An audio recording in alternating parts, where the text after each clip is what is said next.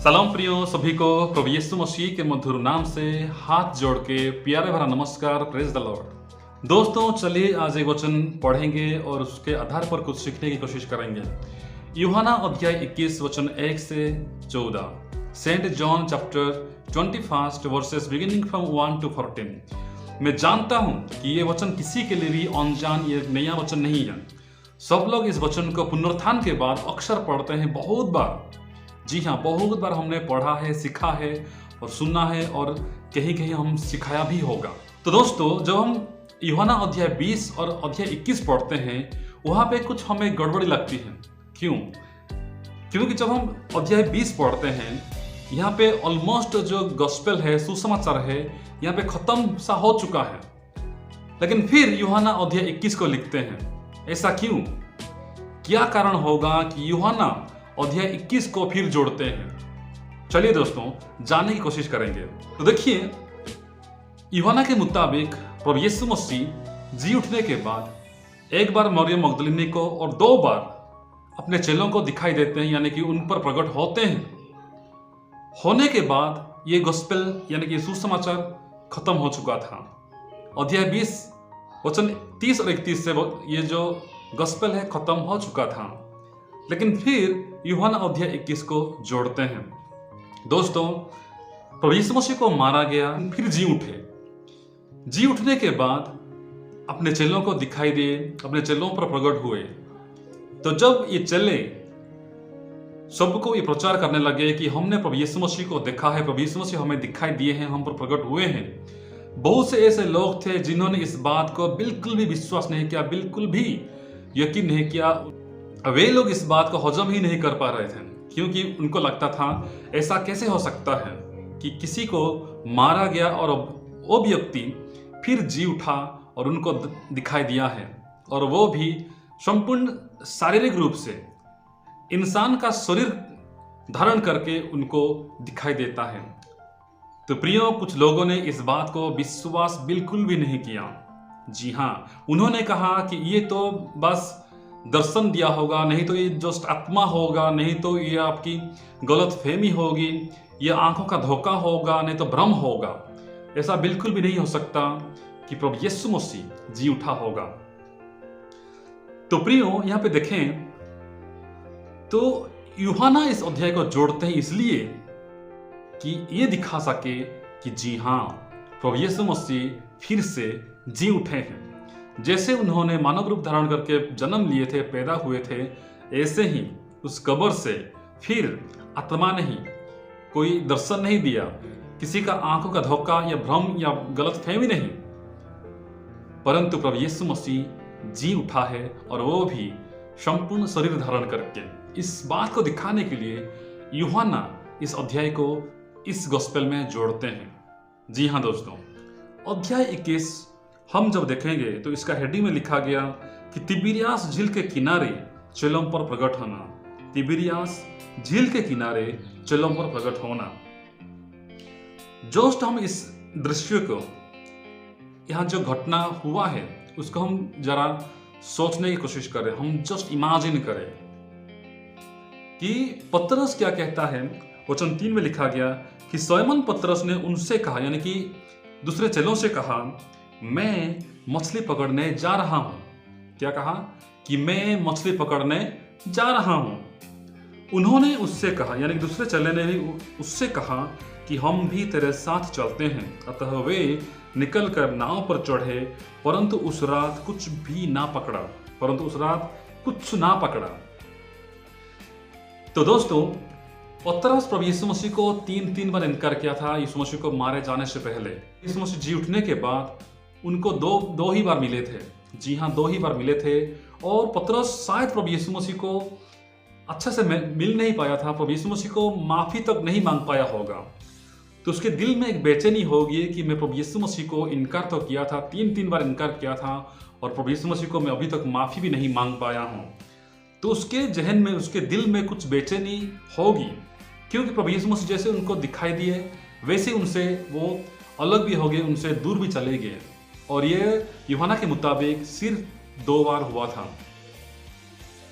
तो पतरस ये सोचता है कि अब करें तो करें क्या। पतरस का जो बुलाहट के बारे में हम सब जानते हैं, वो कौन था? वो एक मछुआ था। दोनों भाई मछुआरे थे। तो प्रभु यीशु मसीह उनसे ये कह के बुलाए थे कि तुम्हें मनुष्यों को पकड़ना सिखाऊंगा। अब से तुम मछलियों को नहीं परंतु मनुष्यों को पकड़ोगे। ये कह के पतरस और उसके भाई आंद्रियुस को प्रभु यीशु मसीह ने बुलाया था। जी हाँ। और एक बात यहाँ ध्यान दें कि लगभग 3.5 साल ये चले प्रभु यीशु मसीह के साथ साथ थे। जहाँ जाते जो भी करते लगभग हर काम ये लोग मिलके करते थे। लेकिन जब प्रभु यीशु मसीह को मारा गया, इनका जो उम्मीद, इनका जो गुरु, उनका जो मास्टर, इनका जो रब्बी, वो उनसे अलग हो गया। तो ये लोग ऑलमोस्ट तितर बितर होने के कगार पर खड़े थे। जी हाँ। और ये लोग सोचते हैं कि अब हम क्या करेंगे। तो पतरस के जहन में एक सवाल उठता है कि मैं करूँ तो करूँ क्या। और उसको जवाब भी मिलता है कि मैं पुनः एक बार उस काम में जाऊं जिस काम से मुझे प्रभु यीशु मसीह ने बुलाया था, यानी कि मछलियों को पकड़ना। तो दोस्तों, पतरस ये निर्णय लेता है, ये फैसला करता है कि मैं पुनः एक बार इंसानों को नहीं, मनुष्यों को नहीं, उस मछलियों को पकड़ने जा रहा हूं।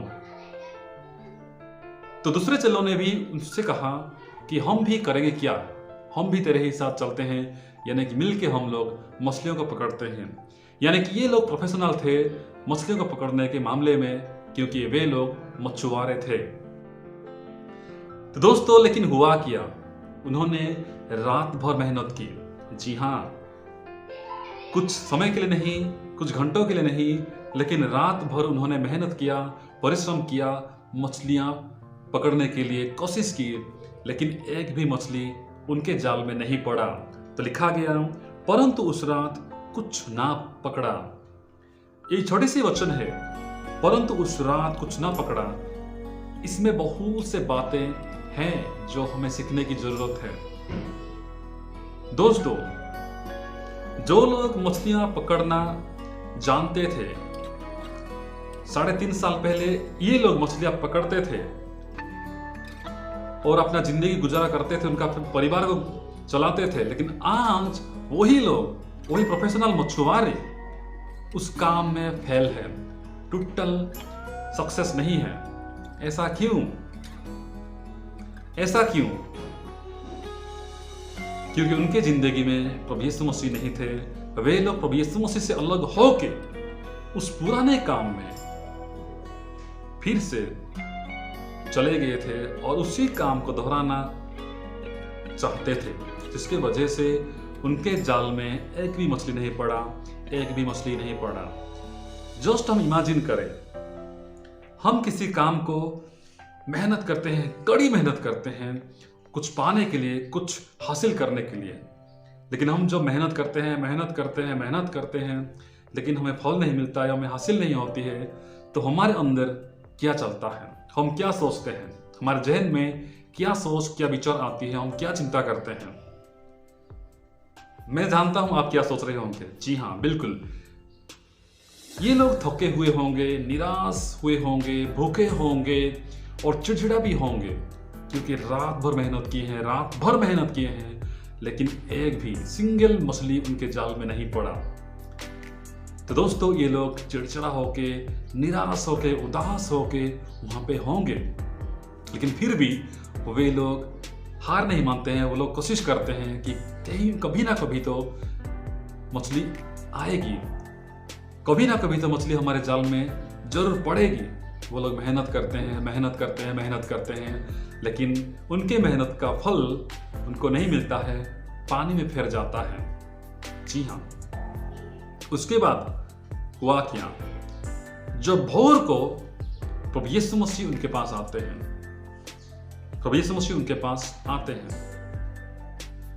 तो वहां पे हम देखें तो प्रभु यीशु मसीह उन सबको बात करते हैं, कहते हैं कि हे बालकों, क्या तुम्हारे पास कुछ मछलियां हैं? उन्होंने उत्तर दिया, नहीं, हमारे पास कुछ मछलियां नहीं।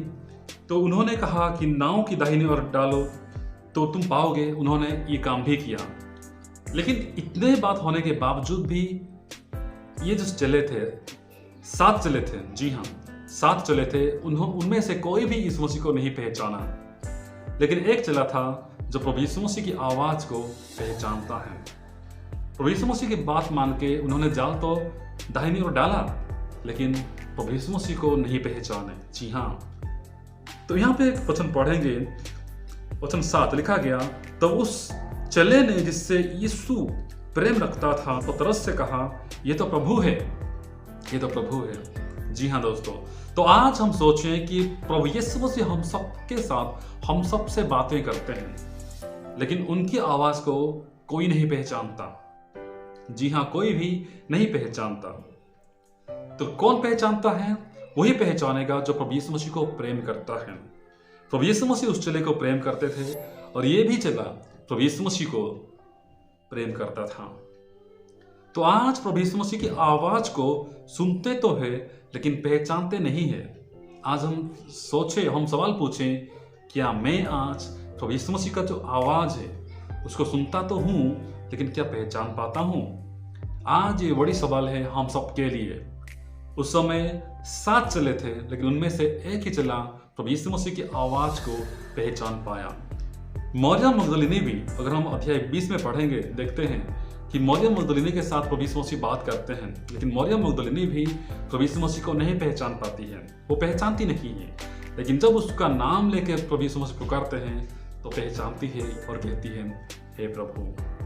दोस्तों, आज प्रभु यीशु मसीह हम सबको बुलाते हैं, हम सबके साथ सबसे बातें करते हैं, लेकिन पहचानता कौन? ये सबसे बड़ी सवाल हमारे सामने है। वचन 11 में लिखा गया, तो शमौन पतरस ने डोंगी पर चढ़कर 153 बड़ी मछलियों से भरा हुआ जाल किनारे पर खींचा और इतनी मछलियां होने पर भी जाल ना फटा। Praise the Lord. दोस्तों, यहाँ पे जाल के बारे में हम देखते हैं। पहली बात हम देखा पतरस के बारे में, नेक्स्ट हम देखा उस चेले के बारे में जो चेला कि प्रभु यीशु मसीह को प्रेम करता था, और ऐसे ही प्रभु यीशु मसीह भी उसको प्रेम करते थे, और वही चेला प्रभु यीशु मसीह की आवाज को पहचान पाया। तीसरी बात देखेंगे कि जाल के बारे में 153 यानी कि 153 मछलियां उस जाल में पड़े थे। जस्ट इमेजिन करें, जस्ट सोचे, जो लोग रात भर मेहनत किए, एक भी मछली उनके जाल में नहीं पड़ा, लेकिन एक ही बात में, एक ही आज्ञा से जो प्रभु यीशु मसीह उनको कहा, ये लोग दाहिनी ओर डालते हैं, तो मछलियां उस जाल में भरते हैं। यानी कि जो जाल शाम से लेकर सुबह तक खाली था, उसमें कुछ भी नहीं था, वही अब एक ही बात में, एक ही आज्ञा से भर गया है। और कितने मछली आए थे? 153। दोस्तों, एक बाइबल स्कॉलर कहते हैं, जेरोम, उस नदी में 153 प्रकार के मछलियां थे, जो कि हर प्रकार के मछली में से एक एक मछली उस जाल में आ पड़े थे। तो ये हमें क्या सिखाती है? जाल को हम लेंगे कलीसिया यानी कि चर्च यानी कि मंडली। तो मंडली के अंदर हर जाति, हर मजहब के लोग आएंगे। एक ऐसा समय आएगा, सब लोग प्रभु यीशु मसीह के पास आएंगे, उस मंडली में आएंगे।